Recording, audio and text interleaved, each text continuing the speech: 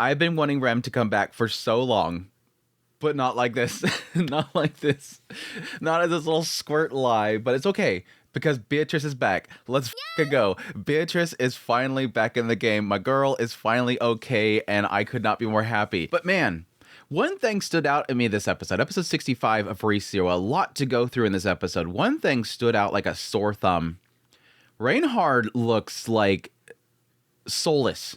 This guy looks absolutely soulless. It really does feel like everything that happened with Teresia really affected him. And it's really hitting really heavily hard on the fact that I think he really did kill Teresia.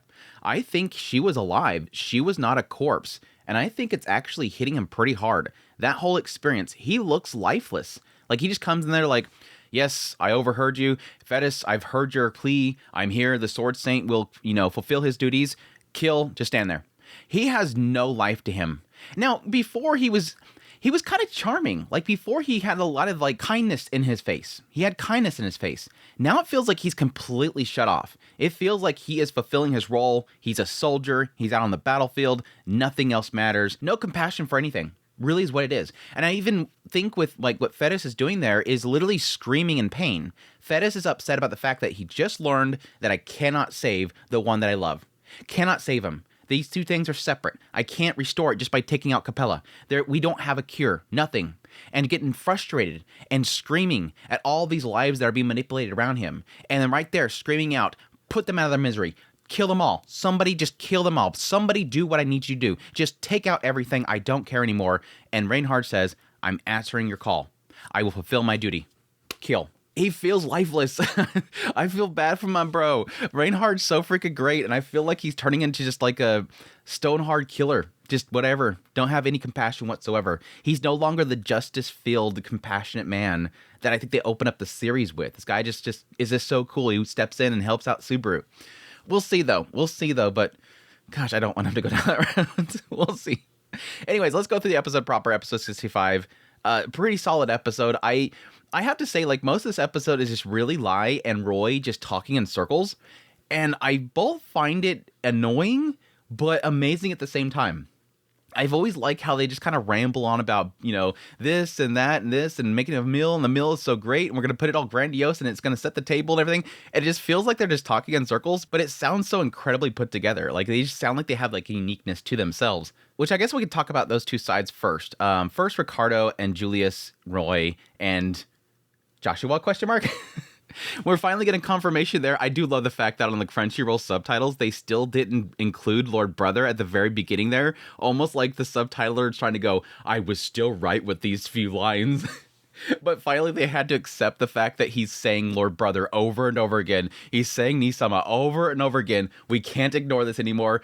I guess technically this episode has context to it, so we can't ignore it anymore.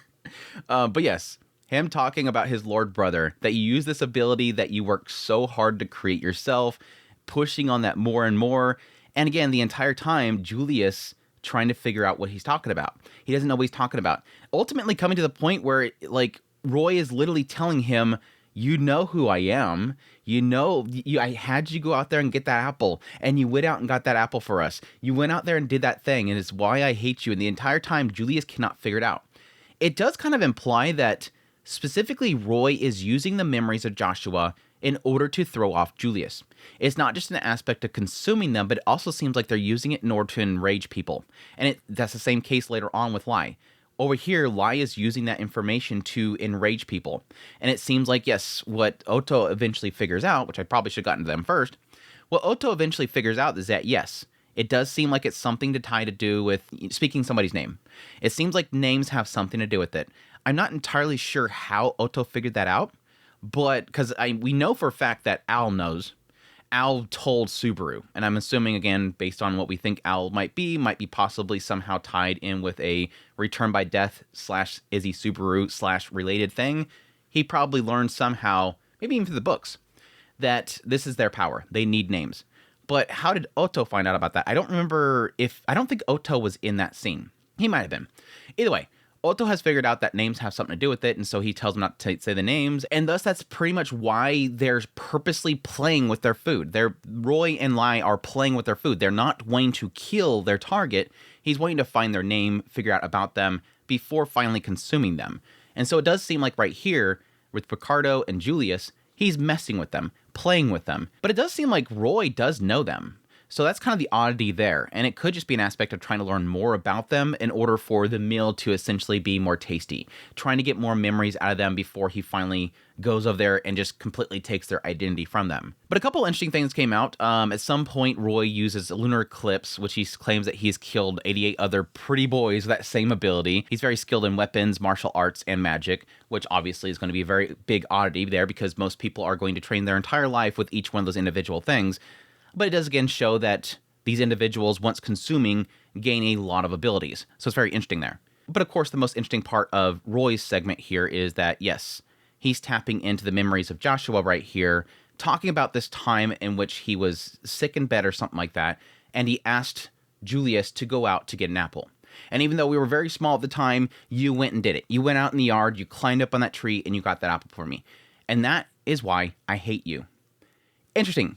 I mean, we've always portrayed Joshua as being one that absolutely adores Julius. My dear brother, my lord brother, you're so amazing. You're just as amazing I knew you would be. You worked so hard on that ability. Of course, I know all of your abilities. I watched you all this time. You're amazing. And again, back here when we first met Joshua, he comes in there and he's literally geeking out about how amazing his brother is. He loves his brother.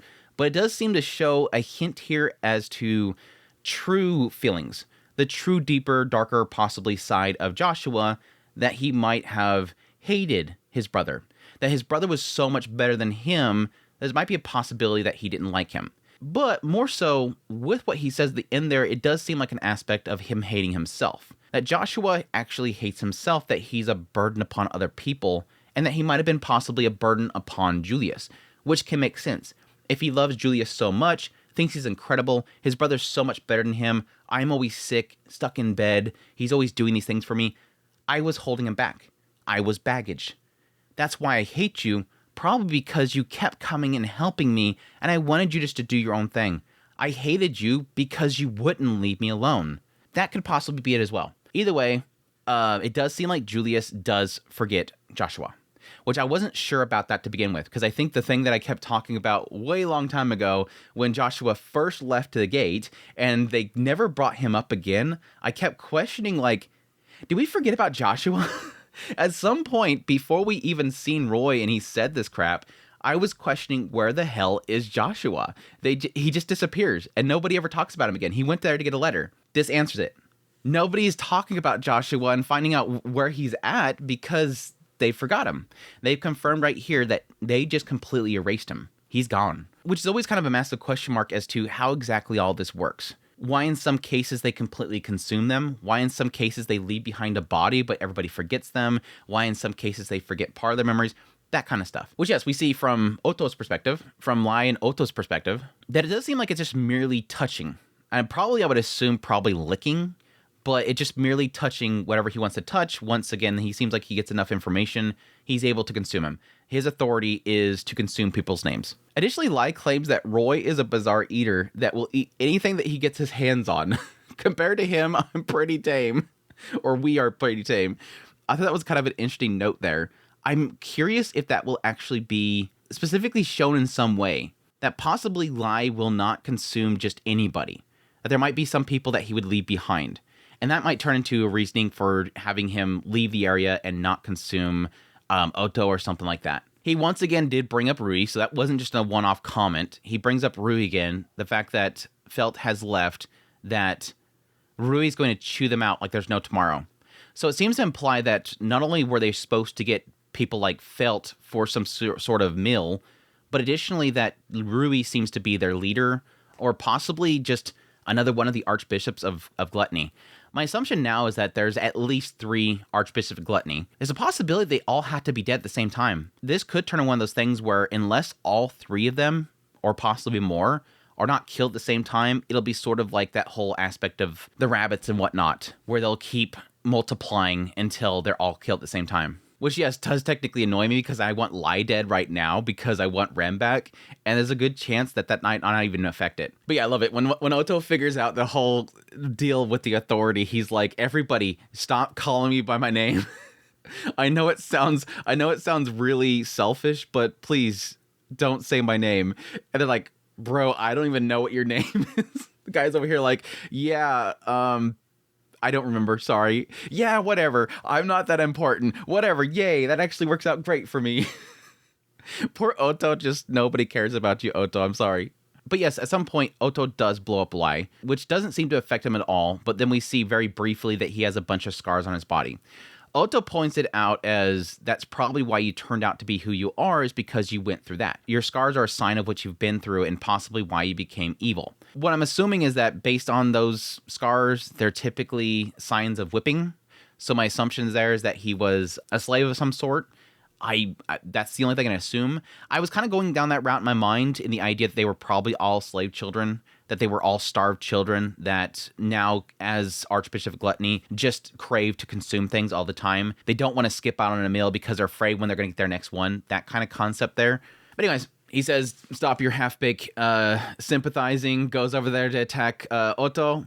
He says that he wants Otto to say his name and that he has other ways of obtaining it. So this does imply that they still have a way of consuming somebody despite not having their name, but it does seem like that is something they want the actual meal to do. It kind of implies the idea of, again, letting the meal set its table, but we still have a method of gaining names. And he does go to start biting off Otto's fingers, and I'm curious if that's just as simple as I'm going to keep chewing off your fingers, which is going to be very painful, until you tell me your name, almost like torturing it out of him. But either way, Beatrice shows up. It doesn't matter because Beatrice shows up. Freaking let's go. I was so freaking happy my girl finally showed up. She's like, whatever, just starts blasting things away. And again, reveals that it is Rem, or at least has Rem's memories, and says that we cannot let Subaru see this guy. It will completely destroy him. And yeah, even Lai kind of just going through the whole speech that she gave about Subaru back when Lai first consumed her. She was saying that she's, serving Subaru and he's going to be this hero. I'm going to help him until he achieves his goal of being a hero, whatever. He's literally saying exactly that. So the same exact introduction. But anyway, super, super jazzed. I hope Beatrice beats the living crap out of him. Finally let my Rem go. Finally let my Rem go. I don't know. I have a feeling it's not going to happen. I feel like this is going to be something they're going to drag out. I hate it, but I just feel like it. I feel like they're literally going to let Lai get away. Because again, there's still one more of them, and that's Rui. They keep mentioning Rui. Now, Rui could show up. Rui could be nearby, but I have not seen a Rui. Unless it's like, I don't know, some random little girl that we've seen at some point that'll pop up again and go, oh, it's that one. Maybe it's the little girl that Priscilla saved from Sirius. I mean, who knows? But anyhow, that all comes down to the last little segment, which is Capella versus Al. My gosh, the animators love Capella. You just know the animators love Capella. They went absolutely crazy with her expressions and everything. I mean, that was technically with Lai and Roy as well. I think the combat sequences with Lai and Roy are kind of...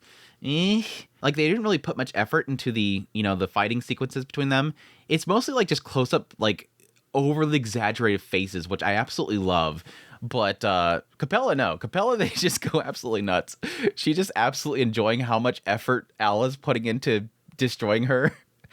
But, once again... We're just keep on hitting on the fact that Al is somehow tied to Subaru in some way. Why do you want to die so badly? Dying hurts, especially the first time. You should save that first time for somebody special. No, Al's literally like, you don't want to die. Dying hurts, especially the first time.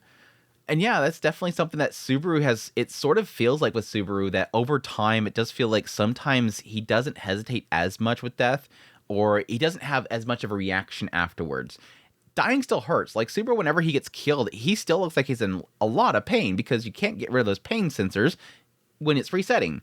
And so he does seem like he's always in pain, but still, it's like, Al, stop. Al, stop. But yeah, I love that. She's like, her response to saving her first time is she's like, oh, you went off your way to make those innuendos. Turns of the Dragon. What version of me do you like? Drops the pillars. The whole thing comes down. Who else would prepare this Dutch stuff? What else could it be but love? But no, that's when we get a very interesting scene with Anastasia and Fetus with Al. Al first comes out of the water. He covers, he fixes his mask. She's like, you don't have to go out of your way for me. And he's like, yeah, I don't like the idea of people later on talking about my face later. That idea makes me sick. And then Fetish comes running up and says, I can't believe Capella's still alive, even after Anastasia used her magic on her. Now, this is super interesting because I remember way back there when Anastasia first blasted Capella, in my mind I said, oh, so Anastasia is an attacker too. I wasn't sure exactly what made all these candidates. I assumed that they were all special in their own way. You know, maybe Priscilla is her charm. We find out later that she has a really incredible weapon, but that just could be a magical weapon. So Priscilla could just be a fighter. And then over here, Felt is probably like more like a ninja, you know, very like a rogue type of character, but we've never seen her use magic. Over here, yes, for sure, Amelia, ice user, has some sort of magic, a spirit user. That's her special thing. And over here, Krush seems like a wind user, has a sword, able to use wind magic or whatever. But Anastasia, I assume that she was in her position that she was chosen for a candidate because she's a skilled merchant, that she uses her mind. But no, then she uses magic. I'm like, okay, I don't think we've ever seen her use magic before, but okay, there you go. Right here, Al's going, no, hold on. Anastasia doesn't use magic. Anastasia has never used magic. Something's wrong here. Pulls his blade on Anastasia. That's not right. You did something that Anastasia could never do. And then Feta steps forward and blocks him, and even steps forward to take a poke. And it kind of made me think, okay, yeah, I can see Fetus in this situation, like, can we stop fighting? We have a very important thing to do. I want Capella dead. You guys gotta stop fighting each other. We're still on a battlefield. So I can see Fetus, being who Fetus is, it does seem like Fetus doesn't want more bloodshed, wants to end this fight, and wants to take out Capella, and doesn't want whoever's in front of her to be fighting against themselves. I can see that. I thought because Fetus stepped forward enough to get stabbed, that there was a thing about being charmed by the Archbishop of Lust. I thought for a brief moment this was going to be one of those things where the entire time Anastasia was Capella, and the one that Al was fighting was a double. But based on the fact that Al gives up very quickly, I don't think that's the case. He turns his back on Anastasia and faces Capella.